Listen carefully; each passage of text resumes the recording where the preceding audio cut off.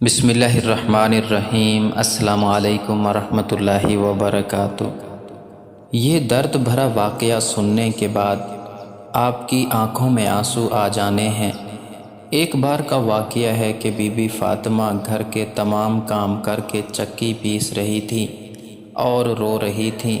حضرت علی رضی اللہ تعالی عنہ گھر تشریف لائے کہ دیکھتے ہیں کہ گھر کے سارے کام ہو چکے ہیں اور فاطمہ چکی پیس رہی ہیں اور ساتھ میں رو رہی ہیں۔ حضرت علی بی بی فاطمہ سے پوچھنے لگے، اے فاطمہ، تو کیوں رو رہی ہے اور یہ پانی کس لیے گرم ہو رہا ہے اور اتنا سارا آٹا ایک ساتھ کیوں پیس رہی ہو؟ بی بی فاطمہ رو کر فرمانے لگی، اے میرے پیارے شوہر، آج میں نے ایک خواب دیکھا ہے کہ میرے پیارے ابو جان کسی چیز کو تلاش کر رہے ہیں۔ میں نے ان سے پوچھا، اے ابا حضور، آپ کس کو تلاش کر رہے ہیں؟ تو میرے پیارے ابا جان سرکار دو عالم نے فرمایا، اے فاطمہ بیٹی، میں تجھے تلاش کر رہا ہوں۔ بی بی فاطمہ رو کر فرمانے لگی، آج کا دن میرا اس دنیا میں آخری دن ہے، آج میں نے اللہ کو پیارے ہو جانا ہے۔ حضرت علی یہ بات سن کر بہت ہی زیادہ رونے لگے اور فرمانے لگے، اے فاطمہ، ابھی تک تو پیارے نبی سرکار دو عالم کے بچھڑنے کا غم ہمارے سینے میں ہی ہے اور تو اپنے بچھڑنے کی بات کر رہی ہے، میں تیری اس جدائی کو کیسے برداشت کروں گا؟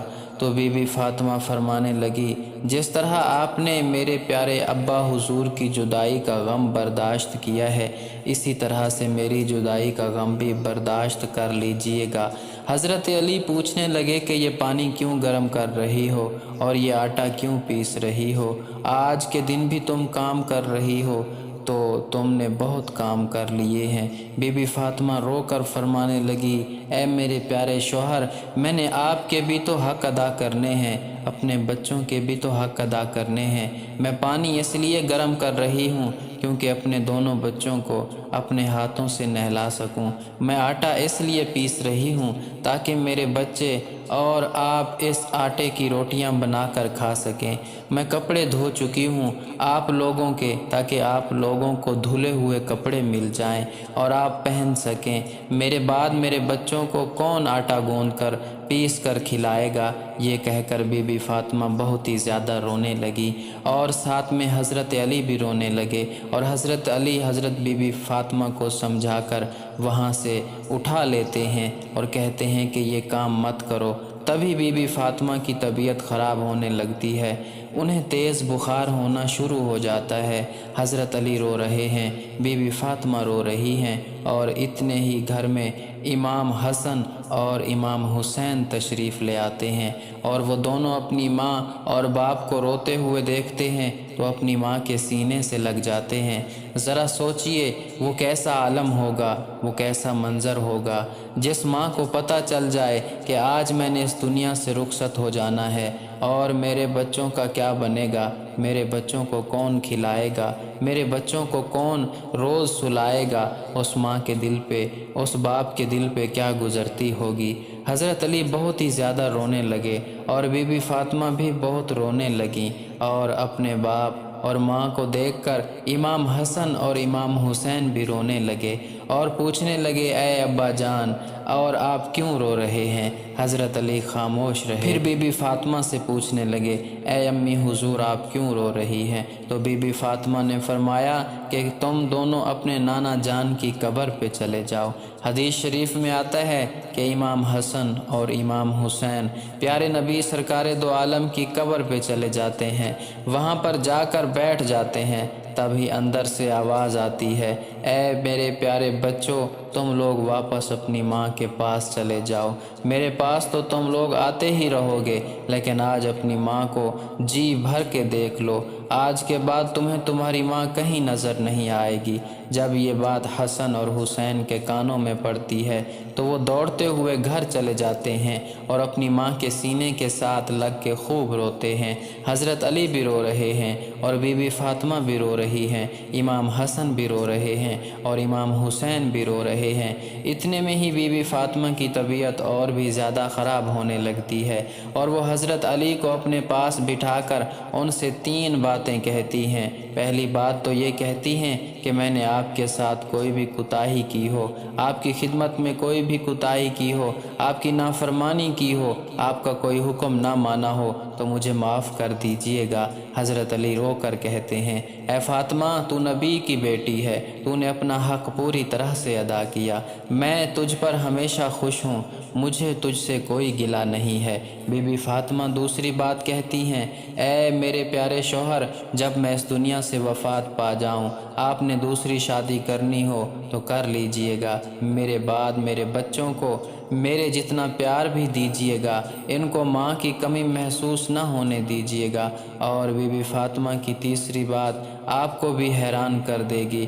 بی بی فاطمہ تیسری بات یہ کہتی ہیں کہ جب میں اس دنیا سے وفات پا جاؤں تو آپ میرے جنازے میں کسی کو بھی نہ بلائیے گا۔ یہ بات سن کر حضرت علی حیران ہو جاتے ہیں اور کہتے ہیں، اے فاطمہ، تو نبی کی بیٹی ہے، میں تیرے جنازے میں کسی کو کیوں نہ بلاؤں؟ تو بی بی فاطمہ فرماتی ہیں، میں نے آج تک اپنے آپ کو پردے میں رکھا ہے، مجھ پر کسی غیر مرد کی نظر نہیں پڑی، میں چاہتی ہوں کہ میرے مرنے کے بعد بھی مجھ پر کسی غیر مرد کی نظر نہ پڑے۔ جب شام ہو جائے، اندھیرا ہو جائے، آپ مجھے تب دفن کر دیجئے گا۔ یہ باتیں سن کر حضرت علی بہت رو رہے ہیں، بی بی فاطمہ رو رہی ہیں، امام حسن رو رہے ہیں اور امام حسین رو رہے ہیں۔ سوچئے ذرا وہ کیسا منظر ہوگا جب ماں رخصت ہو رہی ہے ہمیشہ کے لیے اس دنیا سے، اور اس کے بچے اس کے پاس بیٹھ کر رو رہے ہیں۔ یہ الفاظ کہہ کر بی بی فاطمہ ایک بات اور کہتی ہے کہ میں نے آج روزہ رکھا تھا، میرے ابو جان نے میرے خواب میں آ کر مجھے یہ کہا ہے، اے فاطمہ، تو سحری کر علی کے دسترخوان میں اور افطاری کرنا میرے ساتھ، اپنے پیارے ابو جان کے ساتھ۔ یہ باتیں کہہ کر بی بی فاطمہ اللہ کو پیاری ہو جاتی ہے۔ بی بی فاطمہ کو کفن پہنایا جاتا ہے، ان کا جنازہ اٹھایا جاتا ہے۔ روایات میں آتا ہے کہ جب بی بی فاطمہ کا جنازہ اٹھایا جاتا ہے تو ایک طرف سے حضرت علی کاندھا دیتے ہیں اور دوسری طرف سے امام حسن کاندھا دیتے ہیں، اور تبھی وہاں پر ایک صحابی پہنچ جاتے ہیں جن کا نام حضرت ابوذر غفاری ہوتا ہے۔ تبھی حضرت علی ان سے فرماتے ہیں کہ آج نبی کی لاڈلی بیٹی کا انتقال ہو گیا ہے، ایک طرف سے تم کاندھا دے دو۔ اس طرح یہ جنازہ اٹھایا جاتا ہے۔ روایات میں آتا ہے کہ وہ دونوں معصوم بچے امام حسن اور امام حسین رو رہے ہیں، حضرت علی رو رہے ہیں، حضرت ابوذر غفاری رو رہے ہیں، اور جنازہ قبر کے پاس رکھا جاتا ہے، قبر کھودی جاتی ہے۔ حضرت علی اس قبر کو دیکھتے ہیں جس قبر میں بی بی فاطمہ کو رکھنا ہوتا ہے۔ حضرت علی بہت ہی زیادہ روتے ہیں، ان کی داڑھی بھیگ جاتی ہے، ان کے کپڑے بھیگ جاتے ہیں۔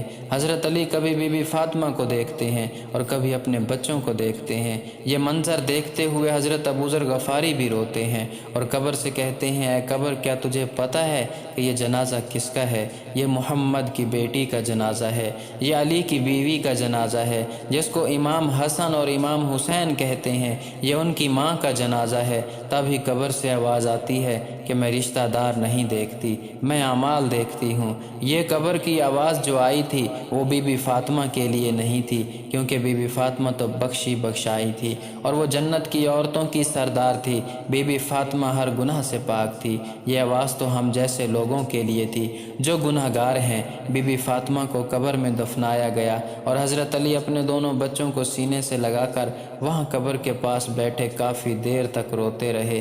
دونوں پیارے بچے بھی کافی دیر تک روتے رہے، وہ اپنی پیاری ماں کو یاد کرتے رہے۔